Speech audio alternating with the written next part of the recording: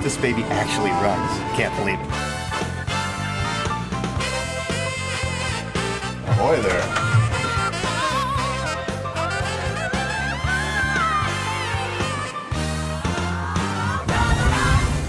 Hi, I'm Dennis Gage, and welcome to My Classic Car. Well, this week we're down in Seabrook, Texas at the Lakewood Yacht Club for Keels and Wheels. Now, as the name might suggest, this is a Concours d'Elegance involving both cars and wooden boats. And let me tell you, there's the best of the best in both those categories. There is some unbelievable stuff here. Let me show you what I'm talking about.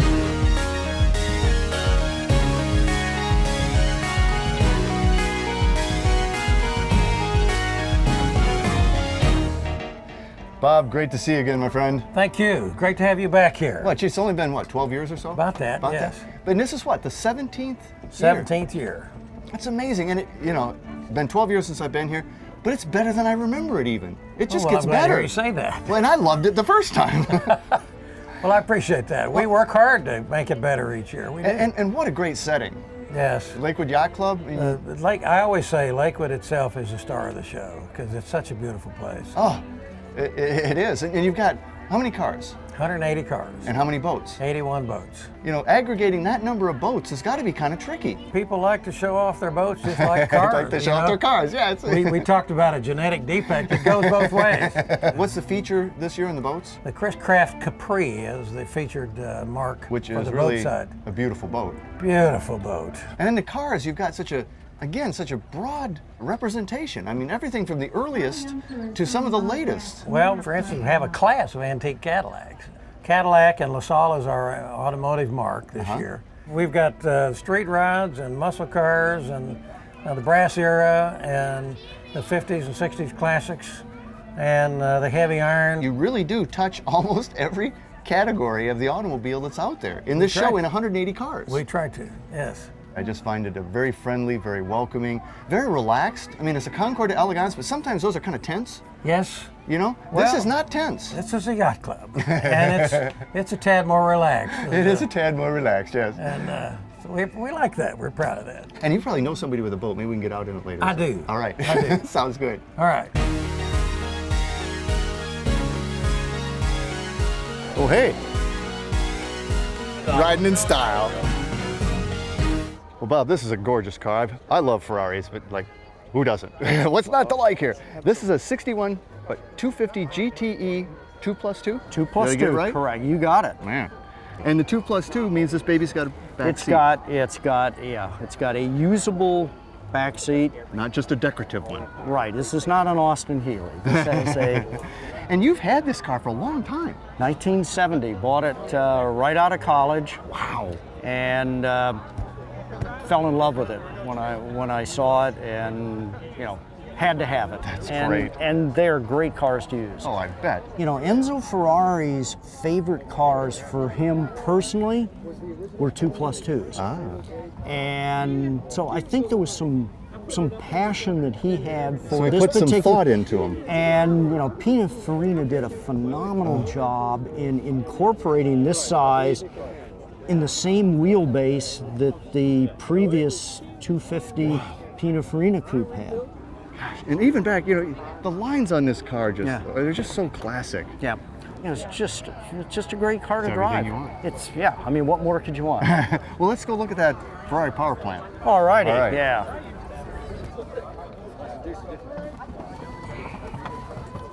Okay, it's a 3-liter. 3-liter. But there's also a bunch of other numbers that designate this particular engine. Yeah. 128F is the model number of the engine. And what were some of its characteristics? It's a single overhead cam on each bank, but it's got hemispherical combustion chamber, so it's got rocker arms that come off. This is basically... Is it dual plugged? No, it's single plugs, but it has a separate coil and distributor for each bank. Ah.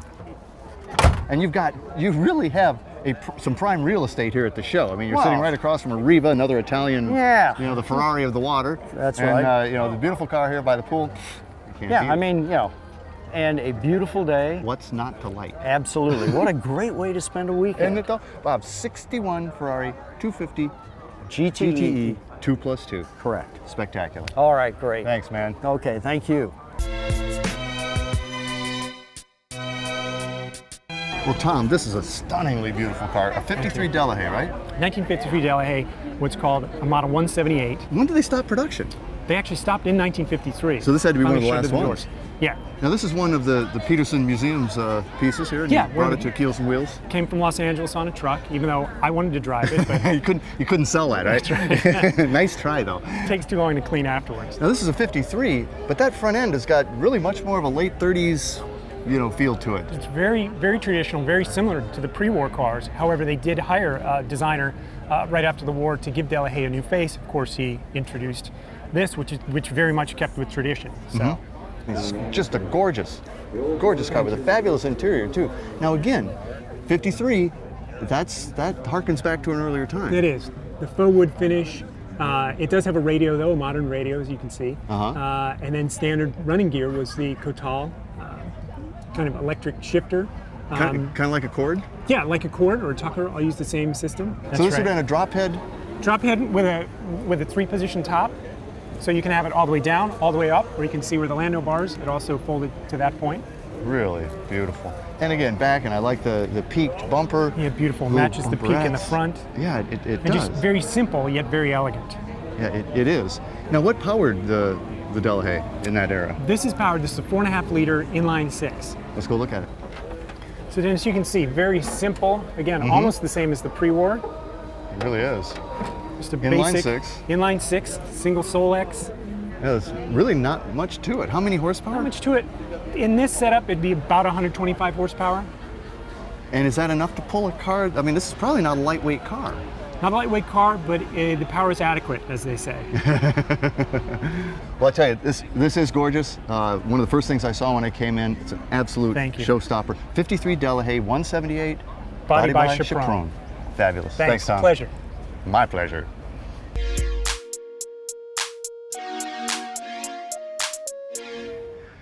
Bob, this is a beautiful car. And it's a Ghia, but it's, when I think of a Ghia, I think of the dual Ghias, which were, bigger cars. And yeah. So what is this? This is a Ghia 450 SS. It's kind of a derivative of the dual Ghia. This is a Italian body with a Chrysler drivetrain. Now, what year is this? This is a 1967. Now, the dual Ghias were before that, and they were sort of a Chrysler Ghia venture, right? Exactly, yeah. They call them an Italian-American hybrid, kind of. The dual Ghias and the L64s were late 50s, early 60s. And they were, a Hollywood car, pretty much. Frank Sinatra, Sammy Davis Jr., they all loved these cars, and they had them. And this car here, I think, was kind of an afterthought of that. Maybe trying to kind of bring the whole thing back? Exactly. That's yeah. So how many I've never seen one. How many did they make? They built 52 of them. Wow.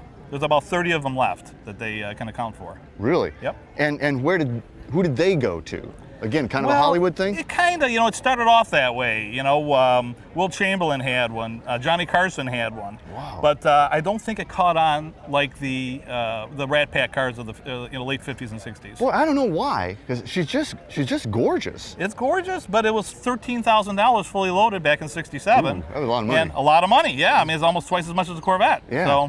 So is it steel, aluminum, fiberglass? What is it? It's all steel. It's hand-built in Italy. Yeah, the body and chassis, hand-built in Italy. Just really, really a sleek-looking car. I love it. It's beautiful. and a gorgeous, very Italian interior too. Yeah. Love the toggle switches and everything. I mean, it's just got really, really a classic look. This was Chrysler powered? Actually, 66 Barracuda. Yeah, the Barracuda engine. Right, Barracuda drivetrain. The torque flight transmission. And have a look at it. Open her up, Bob. Sure. So that's the 273. 273 Commando. And this looks like something that gets driven every now and then. I drive the car. I tell you, the way I feel, if a collector car needs to be driven. Oh. I totally agree. Plus, it's bad for them not to drive them. Right. They don't like sitting. That is the truth. And how does it run and drive? Runs and drives beautiful. Nice. It drives like a 60s car, but runs and drives beautiful. Wow. It's easy to maintain. I don't have the Italian motor and the. You can go down to Napa for parts on this side. Right, exactly. Just a gorgeous guy. Does it get a lot of attention here at the show? Oh boy, absolutely. Yeah, it definitely gets a lot of attention. Well, there's nothing that looks like this. It's really a very unique car. It definitely is unique. One of 52. One of 52. 30 left. Wow. You're a lucky man, Bob. Thank you very much. 67 Ghia 450 SS. Yes. Gorgeous. Thank you.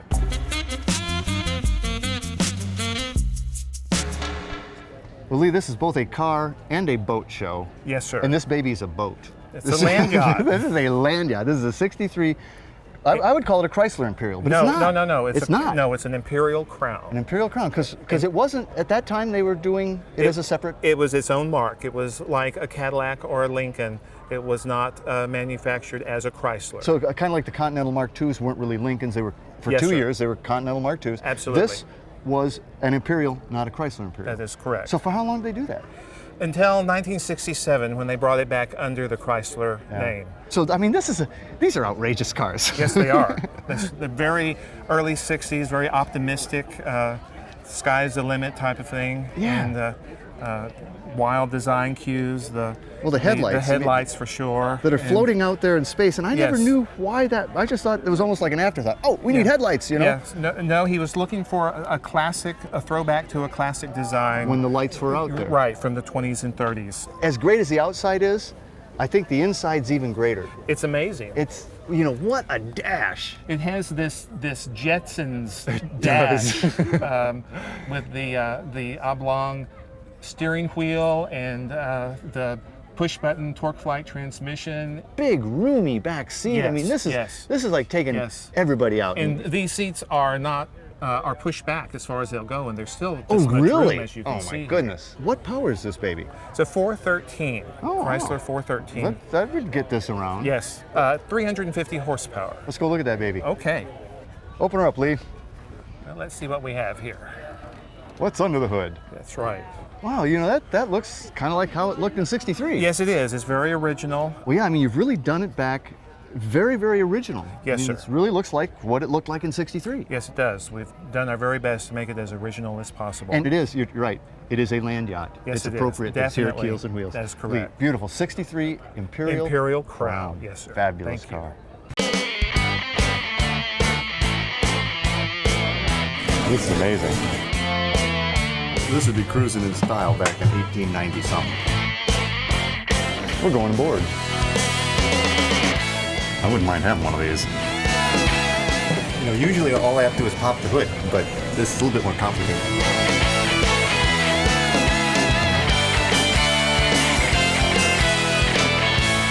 So Paul, really all these Centuries in this line here are your toys, right? Yes, they are.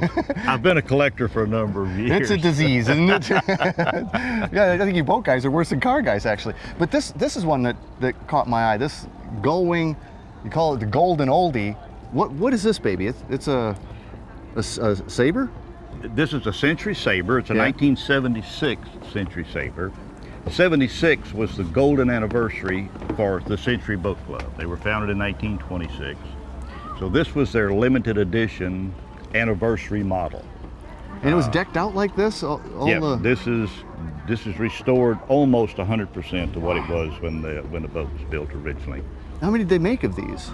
The best we can recall, they only built 6 of them. Really? With the top. They built several without the top, but with the Gullwing top, we think there's only 6 of them ever produced. And that's really a cool feature. I mean, the Gullwing just really, you know. Well, you know, in my opinion, that's what really makes it a very special, Yeah. you know, limited edition type boat.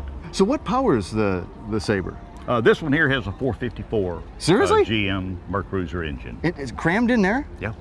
Now, can you pop the top? Can you look at that engine, or is it Oh, pretty? yeah, no, sure, All I'd right, be well, glad to go show it to ahead. Show me what that engine looks like. All right. Oh, so there she is. She's just right behind you. Yep. It's a full box. it is a full box. That is a 454 in a box. Now, how much different is a marine 454 versus an automotive 454? It's basically the same thing. The 454s that they put in boats are actually the truck model. It's the heavy duty 454. It's the one they use in their larger trucks. So it's actually a truck engine 454. And then the water manifolds are added. These large chambers on the side are the water manifolds that actually keep it cool. And then what kind of horsepower? This one runs 350 horse. So, and this isn't a very big boat, so she probably gets around pretty good. It runs about 50 to 55 miles an hour. That's pretty fast. That's pretty good for a ski boat. So, did you have to restore this, or was she in pretty good shape? No, I had to restore it. I found the boat up in upstate Minnesota.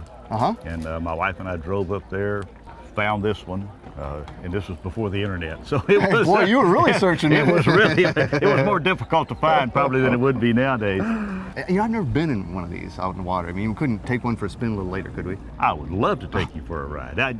Yeah, you never ask a true boater whether or not he wants to go for a boat ride. Oh, if we have to, right? All right, man. Beautiful boat, 76 Century Sabre. Correct. Paul, thanks a lot, man. Thank you very much. Enjoyed it. Keels and Wheels is a great event. I'm a car guy, but where can you go cruising in a 76 Century Sabre boat? Cars, boats, the best of both. Seabrook, Texas, Lakewood Yacht Club. You need to check this one out. Hit it, Paul.